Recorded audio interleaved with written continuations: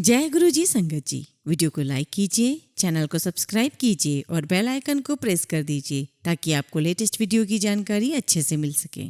जय गुरु जी संगत जी। गुरु जी का अनंतम अनंतम शुक्राना। गुरु जी के श्री चरणों में कोटि कोटि प्रणाम और गुरु जी की प्यारी संगत को जय गुरु जी। संगत जी, ये तो आप सब जानते हैं कि गुरु जी हमेशा कहा करते थे कि मुझसे मांगो नहीं मानो। ऐसा समझ लीजिए कि जब एक बच्चा अपने माँ बाप से अनुचित मांग करता है या उचित मांग करता है तो माता पिता उसे तुरंत नहीं देते, बल्कि जो उसके लिए सर्वश्रेष्ठ है वह देते हैं, और वह भी तब जब सही समय आता है। तो ठीक इसी प्रकार गुरु जी हमारे माता पिता हैं, वो हमारे इस जगत के माता पिता हैं। गुरुजी को हमसे कहीं ज्यादा पता है कि हमें क्या चाहिए, कब चाहिए, कितना चाहिए, किस समय चाहिए, वो स्थान क्या होगा, वो समय क्या होगा और वो कितनी मात्रा में हमें क्या देना है। गुरुजी की इस बात को कि मांगो नहीं मानो, इस बात को हम सत्संग के अंत में एक कहानी के माध्यम से और गहराई से समझेंगे। संगत जी, आज का सत्संग भी बहुत सुंदर है, बहुत खास है और गुरुजी की पुरानी संगत का सत्संग है। इसलिए आप सभी से रिक्वेस्ट है कि सत्संग आप पूरा सुने, अंत तक सुने और निश्चित ही गुरुजी के सत्संग में आपको बहुत सारे सवालों के जवाब मिलेंगे, ब्लेसिंग्स मिलेंगी। संगत जी, हम सत्संग शुरू करें उससे पहले आप सभी से रिक्वेस्ट है कि आप सभी अपने सत्संग सुंदर लिखावट में हिंदी में ईमेल आईडी और व्हाट्सएप पर शेयर कर सकते हैं, और अगर आप चाहें तो ईमेल आईडी और व्हाट्सएप पर टाइप भी कर सकते हैं। संगत जी, आज का सत्संग हम गुरुजी की ही पुरानी संगत है डॉक्टर प्रियंका आंटी, उनका सुनेंगे। तो चलिए संगत जी, सत्संग शुरू करते हैं। जय गुरु जी, जय गुरु जी। संगत जी, मैं अपने आप को बहुत भाग्यशाली समझती हूँ कि गुरुजी ने मुझे मौका दिया है आप सबके साथ अपना सत्संग शेयर करने के लिए। संगत जी, मैं आपके साथ अपना एक बहुत ही प्यारा सत्संग शेयर करना चाहती हूँ। जब मैं गुरुजी से मिली थी उसके बारे में मैं आज आपके साथ शेयर करना चाहती हूँ। मैं बच्ची थी और मैं ग्रेजुएशन कर रही थी और उस वक्त हम लोग बेंगलोर में रहते थे।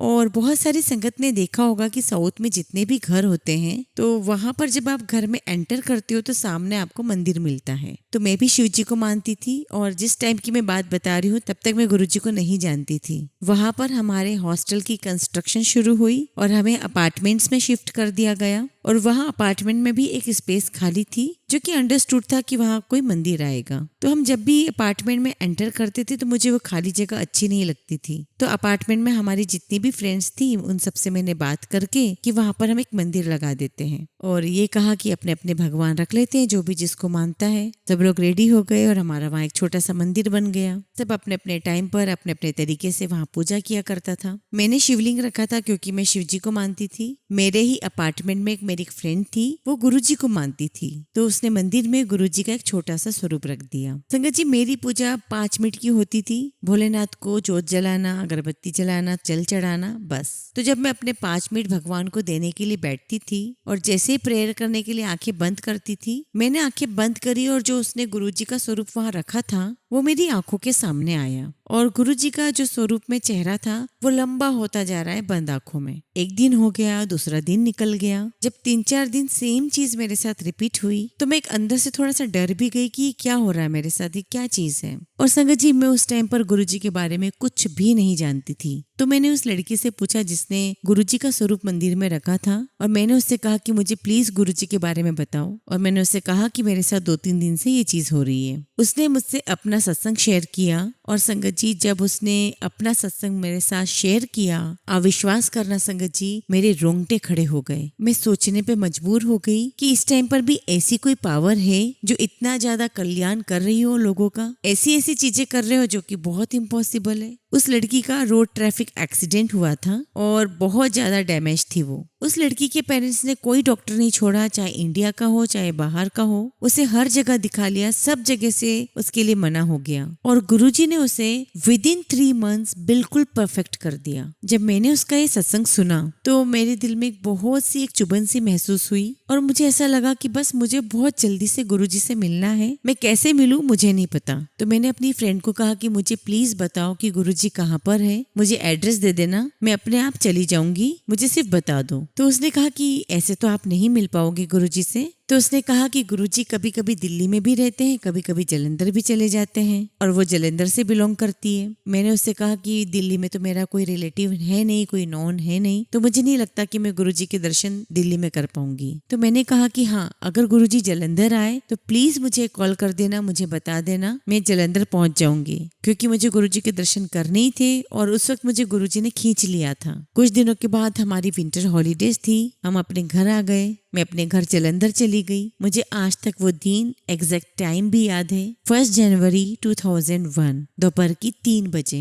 उसका कॉल आता है मुझे कि आपने गुरुजी के दर्शन करने हैं। मैंने कहा हाँ, क्यों नहीं, मैं तो बहुत दिनों से वेट कर रही हूँ। तो उसने कहा कि गुरुजी जालंधर आए हुए हैं। तो मैंने उससे कहा कि प्लीज मुझे एड्रेस दे दे और मुझे टाइम बता दे, मैं पहुंच जाऊंगी। तो उसने मुझे कहा कि नहीं, कोई बात नहीं, आप एक काम करो, मैं आपको लेने आती हूँ, आप हमारे साथ ही चलना। मैंने कहा ठीक है, और मैं अपनी मदर को ऑलरेडी बात बता चुकी थी। और फिर जब मैंने मम्मा को बताया कि गुरुजी आए हुए हैं और मेरी फ्रेंड मुझे लेने आ रही है, तो मम्मा ने बोला ठीक है, हो आओ। अब मेरी फ्रेंड और उसकी फैमिली 4 साढ़े 4 बजे मुझे लेने आए और मैं उनके साथ गई गुरुजी के पास। संगत जी, मैं जितनी बार भी ये सत्संग शेयर करती हूँ, मैं उतनी ही बार उस मोमेंट में पहुंच जाती हूँ। गुरुजी के पास पहुंचे, दरवाजा खुला हुआ है, संगत बैठी हुई थी, सामने इतनी सुंदर गद्दी पर इतने सुंदर गुरुजी बैठे हुए हैं। अंदर गए हम लोग, सबने मत्था टेका, मैंने भी मत्था टेका। तो उसने मुझे गुरुजी से इंट्रोड्यूस करवाया कि गुरुजी ये मनु है। एक्चुअली संगत जी, शादी से पहले मेरा नाम मनु था, अब प्रियंका है। तो गुरुजी ने मुझे बोला अच्छा, नहीं नहीं, ये तो डॉक्टर नहीं है। और जैसे संगत बैठती है, सब अपनी अपनी जगह पर बैठ गए। लंगर प्रसाद हुआ। क्योंकि वो 1 जनवरी थी, तो उस टाइम पर एक्सक्यूज मी क्यारे वाला सॉन्ग बहुत हिट था, और वो सिंगर भी उस वक्त वहां पर गुरुजी के पास पहुंची हुई थी और बहुत एक्साइटमेंट चल रही थी। गुरुजी ने संगत को आज्ञा दी, 10 साढ़े 10 बजे का जो टाइम होता है, लेकिन कुछ 10-12 लोग रह गए वहां पर, उनमें से मैं भी एक थी। और फिर गुरुजी ने बहुत सारे गाने चलवाए, हमने एंजॉय किया वहां पर। संगत जी, मैं आपको क्या बताऊं, इतने प्यारे, इतने सुंदर गुरुजी हैं हमारे। क्योंकि जब मैंने उन्हें पहली बार देखा तो मुझे लगा ही नहीं कि मैं उनसे फर्स्ट टाइम मिल रही हूँ। मुझे ऐसा लगा उनसे मिलकर के जैसे मैं उनसे बहुत सालों बाद, बहुत सदियों बाद मिल रही हूँ और मैं उन्हें पहले से जानती हूँ। गुरुजी उठे, 2:30-3 बजे का टाइम था रात का। हम लोग सब नीचे बैठे हुए थे कारपेट पर। तो गुरुजी अपनी गद्दी से उठे और दीवार का सहारा लेकर नीचे बैठ गए और गुरुजी ने अपनी लंगर की थाली मंगवाई। गुरुजी अक्सर अपना लंगर संगत के बाद ही लिया करते थे और गुरुजी ने अपनी थाली में से एक एक बाइट हम सभी संगत को सेमी सर्कल में बिठा दिया और गुरुजी ने अपनी थाली से एक एक बाइट हम सारी संगत को अपने हाथों से दाल, सब्जी, रोटी सब खिलाया। इतना सुंदर वो एक्सपीरियंस था मेरा। और बस उसके बाद तो मैं गुरुजी के बिना रह ही नहीं सकी और उसके बाद तो मुझे जरूरत ही नहीं पड़ी, मैं अपने आप ही आ जाती थी। मैं, मेरी मम्मी, मेरी सिस्टर, हम लोग सब रोज शाम को गुरुजी के पास आ जाया करते थे और हमारी कोई शाम ऐसी नहीं गई कि उसके बाद हम कहीं और गए हों या और कहीं जाने का हमारा मन भी किया हो, ऐसा कोई दिन नहीं था। रोज शाम को हम गुरुजी के पास पहुंच जाया करते थे, बैठते थे, लंगर करते थे। गुरुजी जब आज्ञा देते तो हम वापस घर आ जाया करते थे। ये सिलसिला चलता रहा। संगत जी, इस बीच मेरी ग्रेजुएशन कंप्लीट हो गई। चूंकि मेरी मेडिकल फील्ड थी, 4.5-5 ईयर्स लग गए मुझे ग्रेजुएशन करते करते। तो मैंने अपनी मम्मी से बोला कि मम्मी, मुझे अब ना और पढ़ाई नहीं करना है, मैं बहुत तंग आ चुकी हूँ। तो मैंने कहा कि मैं अब कुछ जॉब कर लूंगी, डॉक्टर तो मैं बन ही चुकी हूँ। तो मेरी मदर ने बोला कि नहीं, देख ले, तू पढ़ ले, अभी तेरे पास टाइम और है। तो मैंने कहा नहीं, मैं अगले साल देखूंगी। और मुझे जालंधर में बड़ी इजीली जॉब भी मिल गई। मैंने जॉब पर जाना शुरू कर दिया और शाम को मैं गुरुजी के पास गई संगत में। मेरी मदर ने मत्था टेका, बैठ गई। मेरी सिस्टर ने मत्था टेका, बैठ गई। अब जैसे ही मेरा नंबर आया, मैंने मत्था टेका। तो जैसे ही मैंने मत्था टेका, गुरुजी ने मुझे कहा, डॉक्टर नी अजय पढ़ ले। और संगत जी, हम जब जब आते लगातार गुरुजी ने मुझे यही सेंटेंस बोला कि डॉक्टर नी अभी पढ़ ले। और मैं सिर्फ अच्छा गुरुजी बोल करके बैठ जाती थी। और जब बैठ जाती थी संगत जी, मैं अपने मन की बात आपको बता रही हूँ, तो मैं मन में बोलती थी कि गुरुजी, आप मुझे क्यों बार बार पढ़ने के लिए बोल रहे हो? मैं तो इतनी थक चुकी हूँ पढ़ाई करके, एटलीस्ट मुझे 1 ईयर की तो ब्रेक लेने दो, अगले साल देख लूंगी। ये सारी बातें मैं मन में किया करती थी। अभी 4-5 दिन इस बात को हो गए और जॉब करते करते मुझे 10-15 दिन ही हुए थे कि मेरा मन ऐसा उठा उस जॉब से, फिर मेरा मन ही नहीं किया वहां जाने का। तो मैंने अपनी मम्मा को बोला कि मम्मी, मेरा तो बिल्कुल भी मन नहीं लग रहा है जॉब में, मुझे पढ़ाई कर लेनी चाहिए थी अभी। तो मेरी मम्मा कहती है कि तुझे गुरुजी भी बोल रहे थे, तू जिद्दी है, तो बात तो सुनती नहीं है किसी की। और संगत जी वो जो मेरा टाइम निकला, जो मेरे 15 डेज निकले, उस टाइम ऑल ओवर इंडिया के एंट्रेंस एग्जाम पोस्ट ग्रेजुएशन के हो चुके थे। किसी भी कॉलेज में अब कोई एंट्रेंस एग्जाम नहीं बचा था और कोई डेट भी नहीं थी। और मैं मन ही मन इतना ज्यादा पछता रही थी। मैं यही सोचती, अरे मैंने क्या किया, गुरुजी मुझे रोज टोकते रहे कि पढ़ लो, अभी पढ़ लो, और मैंने गुरुजी की बात नहीं सुनी। मैंने गुरुजी का कहना नहीं माना। मैं बहुत निराश घर पहुंची और नेक्स्ट डे मॉर्निंग में मुझे मेरी एक फ्रेंड का कॉल आता है और कहती है कि एक कॉलेज बचा है देहरादून में जिसका एंट्रेंस एग्जाम अभी बाकी है। तो कहती है कि अगर तुझे एग्जाम देना है तो उसकी एग्जाम फॉर्म की लास्ट डेट है कल की। तो मैं बड़ी खुश हुई। मैंने फटाफट वो ऑनलाइन फॉर्म फिल किया और मेरा रोल नंबर आ गया और विद इन अ वीक में अपनी मदर के साथ देहरादून पहुंच गई एग्जाम देने के लिए। अब मेरी कोई प्रिपरेशन नहीं, कोई तैयारी नहीं, जीरो तैयारी। तो मैंने अपनी मम्मी को बोला कि मम्मी रिस्क तो मैंने ले लिया है पर मुझे पता है कि कुछ होने वाला नहीं है। खैर हम पहुंचे वहां पर कॉलेज में और जब वहां पहुंचे तो इतने ज्यादा स्टूडेंट्स, मतलब बहुत बहुत ज्यादा रश। ऑल ओवर इंडिया जितने भी स्टूडेंट्स के एडमिशन्स नहीं हुए थे, लगता था कि सभी वहीं आ गए थे और वहां पर सीट्स थी टोटल 30। खैर अंदर गई, क्वेश्चन पेपर आया, ऑब्जेक्टिव्स थे सारे, मैंने सिर्फ तुक्के लगाए। संगत जी मुझ पर बिलीव करना, मुझे एक भी क्वेश्चन का आंसर नहीं आता था और मैं सारे तुक्के मार के बहुत जल्दी बाहर आ गई। मैं बाहर आई, मेरी मदर ने मुझसे पूछा कि एग्जाम कैसा गया। तो मैंने कहा मम्मी मुझसे पूछो मत, मेरा एग्जाम बिल्कुल भी अच्छा नहीं गया, शायद हमने यहाँ आकर के टाइम वेस्ट किया है। तो मेरी मदर कहने लगी कि कोई बात नहीं, रिजल्ट अच्छा नहीं भी आए तो कोई बात नहीं, एटलीस्ट हमने ट्राई तो किया। हम ये सोचेंगे कि हम हरिद्वार घूमने आए थे। और यकीन करना संगत जी, हम एग्जाम से जैसे ही बाहर आए वहीं से हम सीधा चले गए हरिद्वार। हरिद्वार से शाम को हम वापस अपने होटल रूम पहुंचे। अगले दिन हमारा रिजल्ट डिक्लेयर होना था। मैं तो आराम से उठी पर मेरी मदर मुझसे कहती है कि जल्दी उठो, लेट हो रहे हैं, रिजल्ट डिक्लेयर होने वाला है। तो मैंने कहा मम्मी जाने की जरूरत नहीं है, मुझे मेरा रिजल्ट पता है क्योंकि मुझे कल एग्जाम देके ही पता चल गया था कि मेरा रिजल्ट क्या है। तो मैंने कहा कि वहां जाकर टाइम वेस्ट नहीं करते। हम लोगों की शाम की 4 साढ़े 4 बजे की ट्रेन की टिकट्स बुक थी और मैंने कहा कि हम लोग अभी शाम के लिए भी हमारे पास टाइम है तो थोड़ा रेस्ट करेंगे फिर घर चलते हैं। तो मम्मा ने कहा कि नहीं बेटा, अब चाहे एडमिशन हो चाहे ना हो, हम इतनी दूर आए हैं तो रिजल्ट तो देखने जाएंगे। खैर उनके कहने पर हम लोग कॉलेज पहुंच गए रिजल्ट देखने के लिए। जब कॉलेज पहुंचे नोटिस बोर्ड पर रिजल्ट लगा हुआ था और जब मैंने रिजल्ट चेक किया तो संगत जी उसमें मेरा नाम 21 नंबर पर। और पहले तो मैं अपनी आंखों पर विश्वास ही नहीं कर पाई कि इसमें मेरा नाम है। मेरी मदर ने मुझे देखा, मैंने उनको देखा और मेरी मदर मुझे कहती है कि देख, तुझे कह रहे थे ना गुरुजी बार बार कि डॉक्टर नहीं अजय पढ़ ले, तेरी प्रिपरेशन भी नहीं, कोई तैयारी भी नहीं और देख तेरा नंबर आ गया। और संगत जी कहते हैं ना वो बचपना था मेरे अंदर। तो मैंने कहा कि मम्मी मेरा नाम तो आ गया है लेकिन जिस फील्ड में मेरा नाम आया है उस फील्ड में मुझे नहीं करना। मेरा आया था स्पोर्ट्स फिजियोथेरेपी में नंबर और मुझे करना था न्यूरो फिजियो और न्यूरो खत्म हुआ था लास्ट 20 नंबर पे और मेरा ठीक 21 पर था। तो मैंने कहा मम्मी मुझे तो ये स्पोर्ट्स तो लेना ही नहीं, चाहे मेरा 1 साल वेस्ट हो जाए, मुझे न्यूरो ही करनी है, मैं अगले साल देख लूंगी। मतलब ये रिजल्ट आने के बाद भी मैं निराश हूँ। तो मम्मी ने बोला कि कोई बात नहीं, अभी इंटरव्यूज होंगी आधे घंटे में। मम्मी ने बोला हम इंटरव्यू जरूर देंगे। तो बस संगत जी हम लोग प्रिपेयर हो गए कि इंटरव्यू देना है। हम इंटरव्यू के लिए खड़े हो गए। एक कमरा है जहाँ पर 5-6 लोग बैठे हुए हैं इंटरव्यू लेने के लिए। जो नंबर 19 और 20 पे जिनका नाम था MP के लड़के थे जिनको न्यूरो की सीट मिली थी और उनमें से एक लड़का एग्जामिनर को बोलता है कि सर मुझे तो स्पोर्ट्स चाहिए। तो बोलता है कि सर मुझे स्पोर्ट्स दे सकते हो तो बता दो वरना मैं न्यूरो की सीट तो छोड़ के जा रहा हूँ। और उसकी बात मेरे कानों पर पड़ी और अंदर से एग्जामिनर ने मुझे इशारा किया और मुझसे पूछा कि आपको स्विच करना है। संगत जी मैं आपको बता नहीं सकती कि मेरी खुशी का ठिकाना नहीं रहा। मैंने हैंड रेस करके यस किया। आप सोचो ये क्या है गुरुजी की पावर। मुझे न्यूरो की सीट मिली, उसको मेरी स्पोर्ट्स की सीट मिल गई और मुझे मेरी फील्ड मिल गई बिना किसी तैयारी के, बिना किसी प्रिपरेशन के वो फील्ड मिली। मेरी पोस्ट ग्रेजुएशन कंप्लीट हुई। उसके बाद भी मेरा बिल्कुल मन नहीं था कि मैं क्लिनिकल फील्ड में जाऊं। मुझे थोड़ा सा एजुकेशन वाली फील्ड में जाने का मन था, थोड़ा एक लेक्चरर बनने का।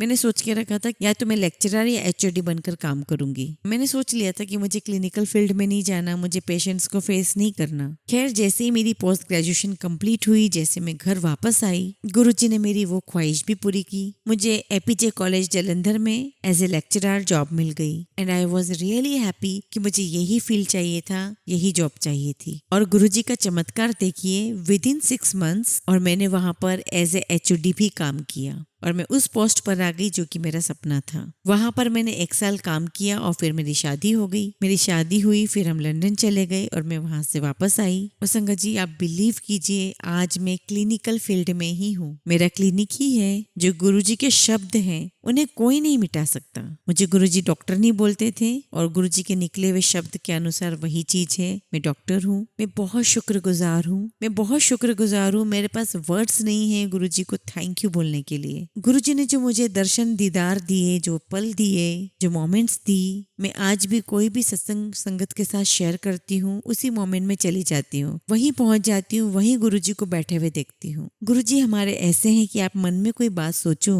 और गुरुजी को पता है कि आपने क्या सोचा है। पर कभी कभी क्या होता है ना संगत जी, हम गुरुजी से बहुत ज्यादा मांगने लग जाते हैं। मेरा ये काम हो जाए, गुरुजी ऐसा हो जाए, गुरुजी मुझे ये चाहिए, गुरुजी मुझे वो चाहिए। तो गुरुजी बार बार एक चीज रिपीट करते थे, मांगो नहीं मानो। जो अच्छा होगा अपने आप गुरुजी आपको देंगे। जो आपके लिए अच्छा नहीं होगा, जो मेरे लिए अच्छा नहीं होगा, वो हमें नहीं मिलेगा। और हमें थोड़ी सी संतुष्टि रखनी चाहिए और गुरुजी पर भरोसा रखना चाहिए। मेरे पास शब्द नहीं है कि मैं आपको कैसे एक्सप्लेन करूं कि गुरुजी की जो शक्ति है, गुरुजी की पावर को एक्सप्लेन करूं, गुरुजी का नूर एक्सप्लेन करूं, गुरुजी की सुंदरता बताऊं। तो आप ऐसा मान लीजिए कि जैसे किसी ने चांद धरती पे उतार दिया और उसे चोला पहना दिया। गुरुजी बहुत सुंदर थे, बहुत सुंदर। और संगत जी, अभी जो आप स्वरूप देखते हो गुरुजी का, वो सिर्फ 10% है। स्वरूप में हमें गुरुजी कितने सुंदर दिखते हैं, बहुत बहुत सुंदर दिखते हैं, लेकिन वास्तविकता में गुरुजी स्वरूप से भी कहीं ज्यादा सुंदर थे। और उनकी फ्रेग्रेंस कई सारी संगत ने फील की है और हम आज भी उस फ्रेग्रेंस को फील करते हैं। मैं गुरुजी से यही प्रे करूंगी कि गुरुजी कि मुझे बार बार मौका देते रहना आपका गुणगान करते रहने के लिए, क्योंकि आपके बारे में, आपके गुणगान के लिए शब्द कम पड़ सकते हैं, मगर आपका गुणगान कभी पूरा नहीं हो सकता। एक छोटा सा सत्संग में और शेयर करना चाहूंगी। एक बार ऐसे ही हम लोग गुरुजी के पास संगत में बैठे हुए थे। गुरुजी एकदम से खड़े हुए और अपने रूम में चले गए। एक सेवादार अंकल आए और उन्होंने बोला कि गाड़ियों के पीछे गाड़ी लगा लो, कहीं जा रहे हैं गुरुजी। कहाँ जा रहे हैं, किस तरफ जा रहे हैं, क्या एड्रेस है, हमें कुछ नहीं पता। सर्दियों के दिन थे, मैंने भी नया नया ड्राइव करना सीखा था, तो मैंने भी अपनी गाड़ी संगत की गाड़ियों के पीछे लगा ली। सिर्फ टोटल 5-6 गाड़ियां थी, बहुत थोड़ी संगत हुआ करती थी उस टाइम पर। तो हमारी भी गाड़ी सब गाड़ियों के पीछे लग गई और वो रात का टाइम था और वो पठानकोट हाईवे था। पर अभी तो बहुत सारे फ्लाईओवर्स बन गए हैं, बहुत डेंजरस वाला हाईवे था उस वक्त और वो गाड़ियां मुझसे मिस हो गई। तो मैंने अपनी मम्मी को बोला कि मम्मी मुझे तो एड्रेस भी नहीं पता, हमें कहाँ जाना है। तो मम्मी ने कहा कि कोई बात नहीं, हम वापस मुड़ते हैं, मंदिर में जाते हैं, मत्था टेकते हैं और अपने घर चले जाते हैं। शायद हमारा इन्विटेशन नहीं था, खैर वही करना पड़ा, हमारे पास कोई और ऑप्शन नहीं था। उस टाइम पर हमारे पास किसी का कोई फोन नंबर भी नहीं था और जनरली कोई किसी से नंबर लेता भी नहीं था। तो हम वापस आए, जलंधर मंदिर पहुंचे, मत्था टेकने लगे। संगत जी विश्वास करना, हम जैसे ही मंदिर के बाहर से मत्था टेकने लगे, 2 सेवादार अंकल बाहर खड़े थे और हम जैसे ही मत्था टेकने लगे, वो मेरी मदर को कहते हैं आंटी आप आ गए। तो वो बोलते हैं कि आंटी गुरुजी हमारी ड्यूटी लगा करके गए थे यहाँ पर और बोलकर गए थे कि मेरी एक संगत की गाड़ी भूले भटके वहाँ आएगी, तुम उनको एड्रेस देना, उनको डायरेक्शन समझाना और फिर तुम घर जाना। सेवादार अंकल ने मुझे एड्रेस दिया, डायरेक्शन समझाया, फिर हम सीधा पहुंचे गुरुजी के पास। वहाँ पर किसी का गृह प्रवेश था। हम जहाँ पहुंचे वहाँ बहुत रश था, वहाँ पे राजहंस राज आए हुए थे और गुरुजी के राइट साइड में बैठे हुए थे और इतना रश था कि वहाँ चलकर जाने की भी जगह नहीं थी गुरुजी के पास पहुंचकर। फिर भी जैसे तैसे संगत पहुंच रही थी गुरुजी के पास, हम भी लाइन में लगे और लाइन में लगे हुए मेरे मन में ख्याल आया कि गुरुजी रश तो बहुत है, पता नहीं कहाँ सीट मिलेगी, मगर मजा आ जाता अगर आपके चरणों में सीट मिलती। संगत जी ये मेरे मन के विचार है और जैसे ही मेरा नंबर आया मैंने मत्था टेका। संगत जी विश्वास करना, मुझे नहीं पता क्या हुआ, गुरुजी की लेफ्ट साइड से कोई संगत उठी है या क्या हुआ और वहाँ एक जने की बैठने की जगह बन गई और फट से मैंने वो जगह देखी और मैं वहीं बैठ गई, बिल्कुल गुरुजी के चरणों के पास। और सामने हंसराज हंस बैठा है और गुरुजी बार बार उससे एक ही गाना गवा रहे हैं, नित्य खैर मंगा सोनिया में तेरी। और जैसे उनकी 4 लाइन खत्म होती गुरुजी कहते हैं फिर दोबारा और फिर से स्टार्ट करते हैं और ऐसे करते करते गुरुजी ने फिर हमें आज्ञा दी जाने की। और जब हमें आज्ञा दी तो मुझे नहीं पता था कि मेरी मम्मा कहाँ बैठी है, मेरी सिस्टर्स कहाँ बैठी हैं। जब हम रास्ते में आ रहे थे तो मेरी मदर कह रही थी कि दरवाजे पर एक लेडी बैठी हुई थी थी जहाँ पर मेरी मदर को जगह मिली। तो उन्होंने मेरी मदर से पूछा पंजाबी में कि आप ठीक ठाक पहुँच गए। तो मेरी मदर ने कहा कि हाँ मैं ठीक ठाक पहुँच गई। वो आंटी बोली कि अच्छा हुआ आप ठीक ठाक पहुँच गए, मैं बड़ी घबराई हुई थी। अब मेरी मदर इन लोग को तब ध्यान नहीं आया जब वो आंटी बता रही थी, उनको तब ध्यान आया जब हम वापसी घर जा रहे थे। अब मेरी मदर कहने लगी कि ना तो मैंने उन आंटी को कभी संगत में देखा, ना मैं उनको जानती हूँ, हो सकता है वो मुझे जानती है पर मैं तो नहीं जानती उनको। और सबसे बड़ी बात ये थी कि पूरी संगत में किसी को भी नहीं पता था कि हम भूले भटके वापस गुरुजी के पास आए हुए थे। तो फिर उन आंटी को ये बात कैसे पता थी? तो याद रखना संगत जी, आप बड़े मंदिर जाते हो, बड़े मंदिर से घर आते हो, गुरुजी आप सबके साथ होते हैं, सबकी रक्षा करते हैं जैसे गुरुजी ने हमारी की। मैं गुरुजी से बस वापस वही बात रिपीट कर रही हूँ कि गुरुजी मेरे पास शब्द नहीं है आपको थैंक्स बोलने के लिए। Thank you Guruji, thank you very much Guruji, लख लख शुक्राना गुरुजी, कोटि कोटि शुक्राना गुरुजी, और प्यारी संगत का भी शुक्राना। संगत जी, हमेशा की तरह हम सत्संग का अंत एक बहुत ही खूबसूरत कहानी से करेंगे। एक बार किसी देश का राजा अपनी प्रजा का हालचाल पूछने के लिए गांवों में घूम रहा था। घूमते घूमते उसके कुर्ते का बटन टूट गया। उसने अपने मंत्री को कहा कि इस गांव में कौन सा दर्जी है जो मेरे बटन को सिल सके। उस गांव में सिर्फ एक ही दर्जी था जो कपड़े सिलने का काम करता था। उसको राजा के सामने ले जाया गया। राजा ने कहा कि तुम मेरे कुर्ते का बटन सी सकते हो? दर्जी ने कहा यह कोई मुश्किल काम थोड़ी ही है। उसने मंत्री से बटन ले लिया। धागे से उसने राजा के कुर्ते का बटन फौरन टाक दिया। क्योंकि बटन भी राजा का था, सिर्फ उसको अपना धागा प्रयोग करना था। राजा ने दर्जी से पूछा कि कितने पैसे दूं? ने कहा महाराज रहने दो, छोटा सा काम था। उसने मन में सोचा कि बटन राजा के पास था, उसने तो सिर्फ धागा ही लगाया है। राजा ने फिर दर्जी से कहा कि नहीं नहीं, बोलो कितने दूं? दर्जी ने सोचा कि 2 रुपए मांग लेता हूँ। फिर मन में यही सोच आ गई कि कहीं राजा यह ना सोचे कि बटन टाकने पर मुझसे 2 रुपए ले रहा है तो गांव वालों से कितना लेता होगा, क्योंकि उस जमाने में 2 रुपए की कीमत बहुत हुआ करती थी। दर्जी ने राजा से कहा कि महाराज जो भी आपकी इच्छा हो दे दो। अब राजा तो राजा था, उसको अपने हिसाब से देना था, कहीं देने में उसकी इज्जत खराब ना हो जाए। उसने अपने मंत्री को कहा कि इस दर्जी को 2 गांव दे दो, यह हमारा हुक्म है। यहाँ दर्जी सिर्फ 2 रुपए की मांग कर रहा था पर राजा ने उसको 2 गांव दे दिए थे। संगत जी, इसी तरह जब हम अपने ईश्वर पर, अपने गुरुजी पर सब कुछ छोड़ते हैं तो वह सब कुछ अपने हिसाब से देते हैं, और मांगते हैं तो सिर्फ हम मांगने में कमी कर जाते हैं। देने वाला तो पता नहीं क्या देना चाहता है अपनी हैसियत से, और हम बड़ी तुच्छ वस्तु मांग लेते हैं। इसलिए संगत जी, ईश्वर के चरणों में, गुरु जी के चरणों में हमें सिर्फ समर्पण करना है और कुछ भी मांगना नहीं है। जो वो अपने आप दे, बस उसी से संतुष्ट रहो, और फिर देखो गुरु जी की लीला, और देखो कि गुरु जी कैसे आपके जीवन में वारे न्यारे करते हैं। जय गुरु जी, शुक्राना गुरु जी।